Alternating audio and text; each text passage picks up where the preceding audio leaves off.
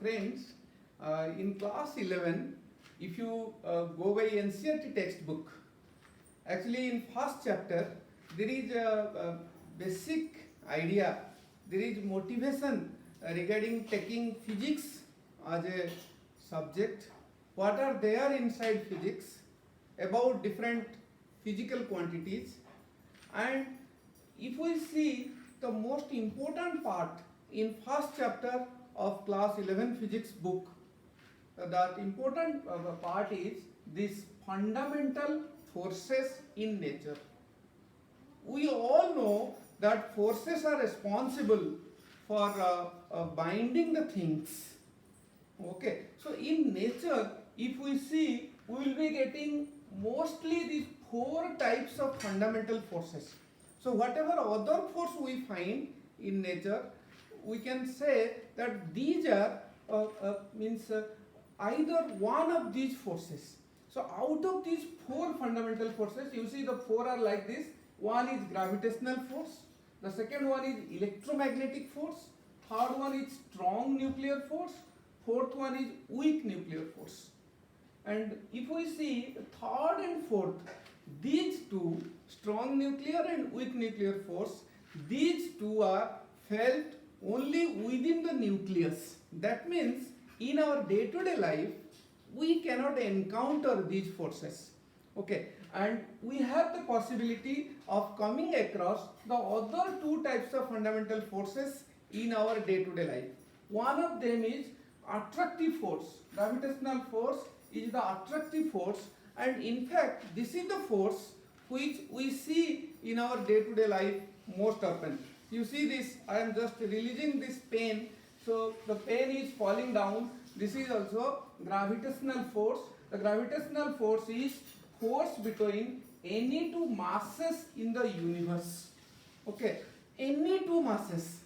Okay, there is also force of attraction between me and moon. There is force of attraction between moon and sun. So any two masses in this universe, to calculate this, we have a formula that is equal to G m1 m2 by r square. We know this, that this force is independent of the medium between the masses. And keep it in mind, this is the weakest force in nature, but that weakest force we could realize in our day-to-day life. I will tell you later why we realize this force, which is actually the weakest. But we have other strong forces, but we are not able to realize it in our day-to-day life. Let us go to the second one. There is electromagnetic force. In fact, this is a combination of two things, electric force and magnetic force. We all know that these two phenomena, electricity and magnetism, they are inseparable. So that is why we have electromagnetic force. That electromagnetic force is force between any two charges. If there are two charges, there will be electromagnetic force, or more preferably there will be electrostatic force. And when a charge moves, a magnetic field is created, and in a magnetic field, if we move another charge, then this magnetic field will apply a force on that charge. So electromagnetic force, or in short we can have a formula like this to calculate electrostatic force, which is actually Fe equal to some constant Q1 Q2 by r square. One thing you keep in mind, that this constant depends on the medium between the charged particles, whereas this constant is a universal constant. And another important thing is that electrostatic force is very strong force compared to gravitational force. It is 10 to the power 36 times more than the gravitational force. But in day-to-day life, we do not feel it because this is between the charges, and almost all the substances, almost all the materials in nature are neutral. If they will be charged, then this force can be felt. Let us go to the third one.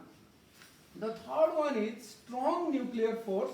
One important point is this force exists between nucleons. So to say, between proton and neutron, between neutron and neutron, and between proton and proton inside the nucleus. It is the strongest force in nature, but the problem is that it can be felt inside the nucleus only.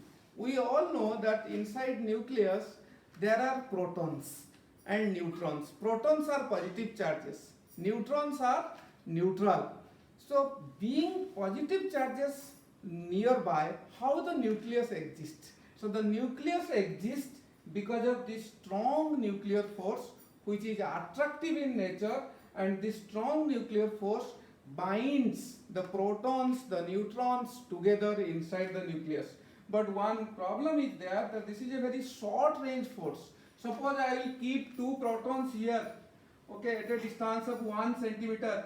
So there will be no nuclear force, strong nuclear force, but there will be gravitational force, there will be electromagnetic force. The nuclear force will be felt at this range, 10 to the power minus 15 meters should be the distance between the protons or proton neutron or neutron neutron. That is why this is not felt outside. And the last one is that weak nuclear force. It is not the weakest force. The weakest force is gravitational force, but it is weaker than strong nuclear force, and this force is actually responsible for beta decay. We know beta decay means decay of electron or positron from the nucleus of an atom. Sometimes this sort of reaction takes place. I have given one example here. The carbon 14 is getting converted to means nitrogen 714 you see here plus. This is your beta particle. Its charge is -1. This is actually one electron. So this 7 minus 1 is 6. 14 14 is there. Charge and mass they are balanced. And this one is the neutrino. Neutrino actually a particle which is massless and chargeless. So neutrino, this bar indicates this is actually anti-neutrino. So that this particle is formed when the beta decay takes place. But another thing you should keep in mind that this force also is felt when the distance is very less, means again it is a short range force. It is of the order of 10 to the power minus 16 meter. So if I conclude, I will say that in our day-to-day life, mostly we feel gravitational forces, because you see last two they are mostly the nuclear phenomenon. So inside nucleus these two are happening, and this electromagnetic force exists between the charges. In nature mostly the materials, the substances are in neutral form. So these three forces we rarely encounter, but mostly we encounter the weakest force, that is the gravitational force, and that looks as if that is the strong force. Thank you.